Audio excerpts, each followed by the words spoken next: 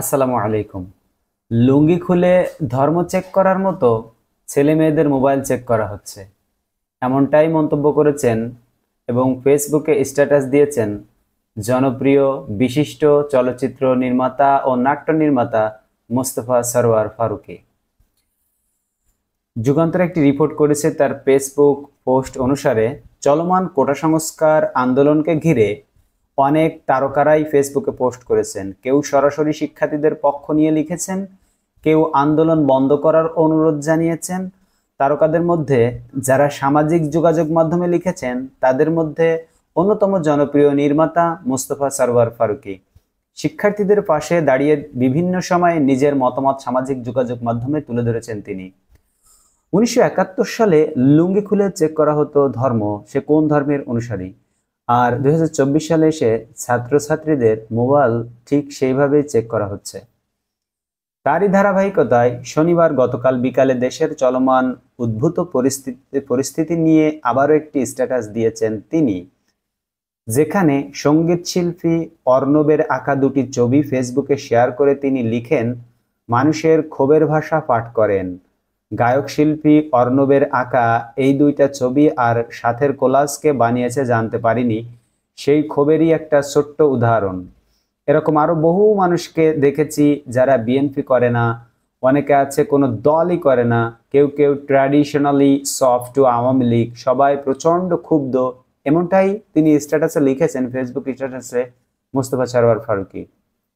মনে রাখবেন অরুন্ধতী রায়ের কথাটা, মানুষের মনের ভিতরের ক্ষোভ আর ঘৃণার চেয়ে বিধ্বংসী কোনো মরণাস্ত্র নেই।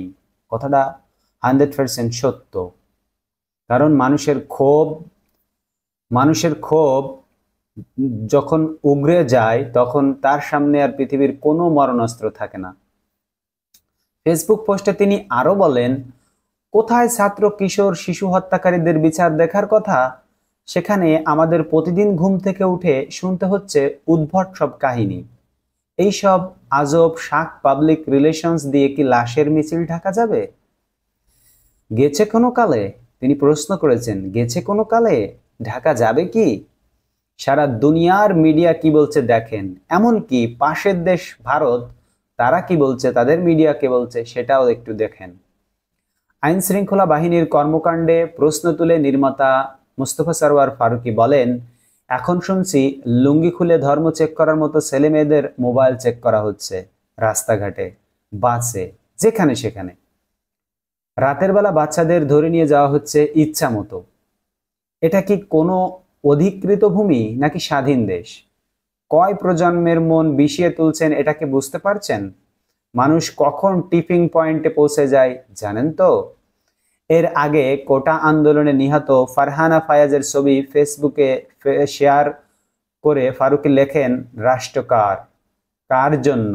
এরকম আরো যাদের মেরে ফেলা হলো, সেটার মূল্য কি দিয়ে চুকাবে এই রাষ্ট্র?